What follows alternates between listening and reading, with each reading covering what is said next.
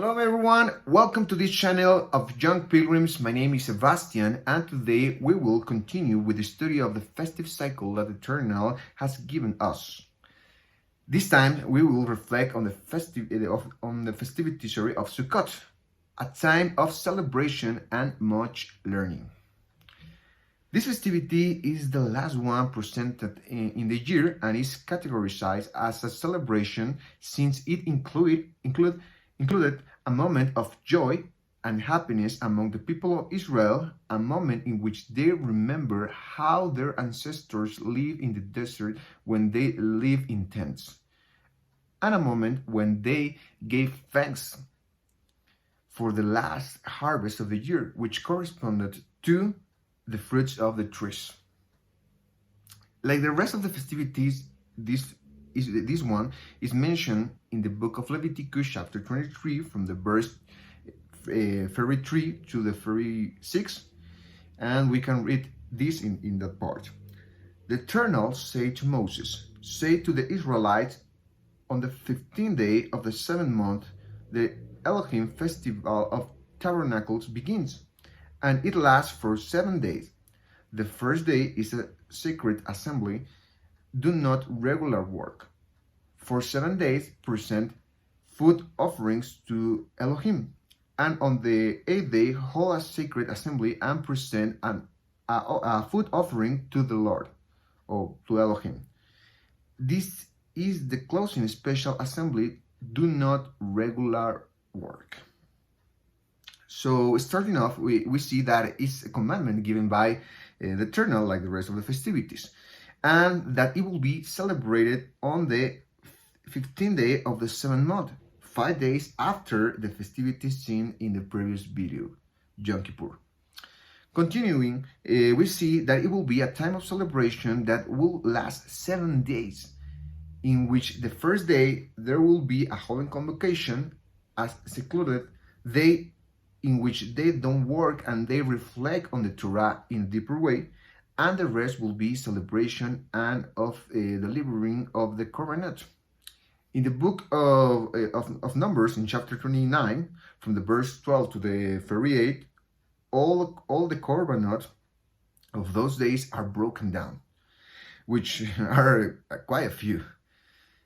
Well, finally, going back to Leviticus 23, an 8th day will be added, known as Shmini Atzeret, which will be a holy convocation and in which there will also be delivering of Korbanot. This instruction let us see how this day will be one of celebration, but also one of dedication and joy. But also a joy consecrated to the Father, no a pagan joy, but a joy consecrated to the Father. On the other hand, continuing in the book of Leviticus chapter 23, from the verse 49 to the 43, we read this. "So beginning with the 15th day of the 7th month, after you have gathered the crops of the land, celebrate the festival of the Eternal for 7 days. The first day is a day of Shabbat rest, and the 8th day also is a day of Shabbat rest. On the first day, you are to take branches from luxuriant trees, from palms, willows, and other leafy trees, and rejoice before the Eternal, your Elohim, for 7 days. Celebrate this as a festival to the Elohim, to Eternal, for 7 days each year. This to be a lasting ordinance for the generation to come. Celebrate it in the 7th month. Live in temporary shelters for 7 days. All native-born Israelites are to live in such shelters. So your descendants will know that I had the Israelites live in temporary shelters when I brought them out of Egypt. I am the Eternal, your Elohim." In this verse, we see that the instructions for the festivity are added. The Eternal commands each family to build a tent with branches and natural ornaments in which they will live from 7 days, celebrating and remembering the time when they live in tents in the desert. Don't forget that that festivity will begin to celebrate when they were in the promised land, where they will have already begun to harvest and live in houses. That is very important.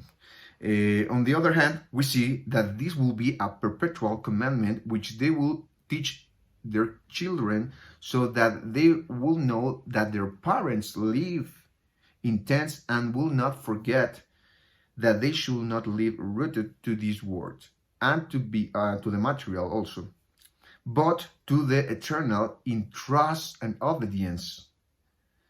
The layers symbolically represent with the tent, which is neither rooted nor full of luxuries. As an extra piece of information, this festivity will be part of the group of festivities in which every male of Israel had to go up to the place chosen by the Eternal, which will be later Jerusalem, to celebrate and deliver the Korbanot. These festivities are Matzot, Shavuot, and the last one, this one, Sukot.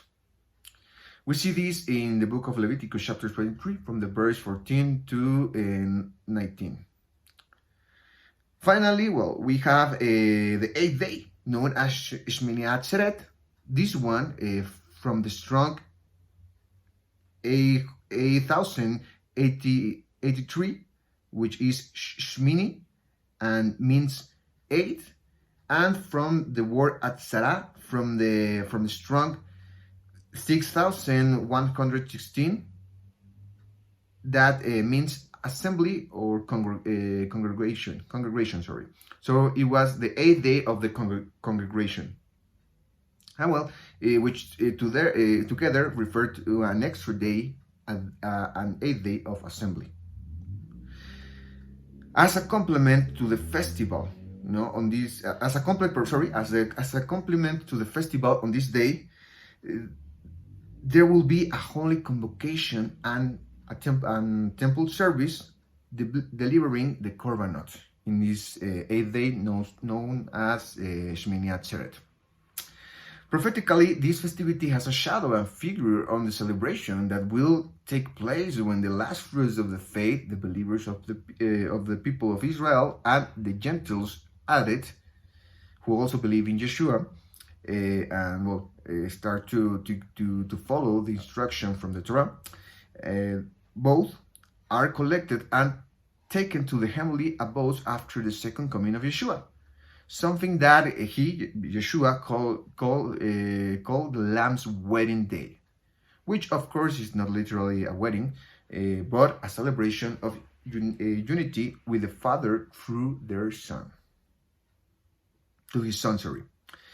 On the other hand, Shmini Atzeret, the 8th day of the festivity, is a shadow of eternity and the perpetuity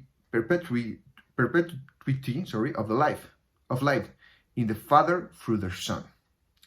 After the believers are gathered and transformed, they are symbolically represented with the harvest of the fruits of the trees.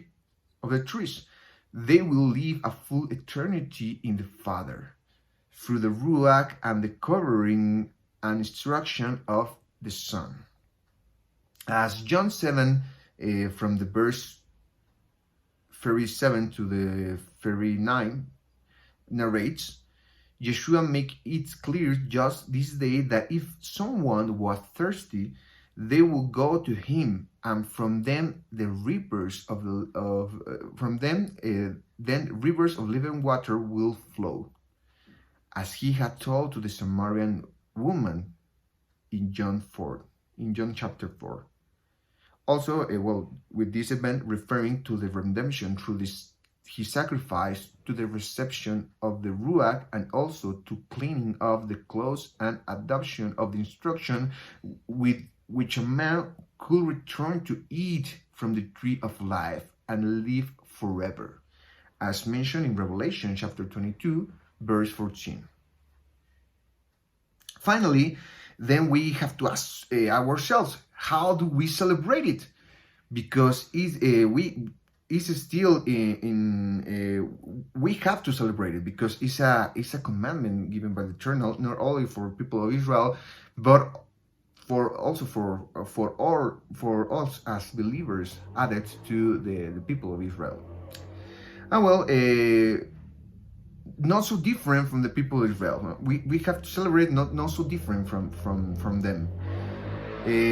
On those days, from the 15th to the very day of the 7th Hebrew month, we must celebrate, remembering that we are temporary dwellings, symbolically built tents with branches and fruit decorations, as indicated in Leviticus 23.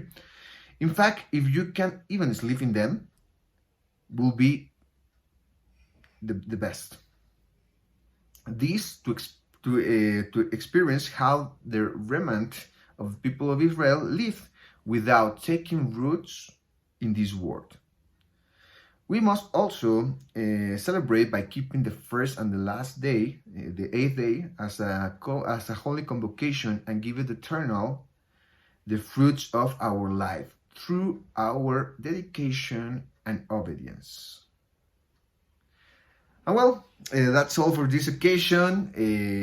It was a pleasure to study this part of the instruction. It's very good to know all this, because we know that it's commandment. There are commandments. And well, see you in the next video, in which we will conclude with this festivity, with series of festivity, and we will finish with the Shabbat, the last festivity we're going to study. So until next time, blessings.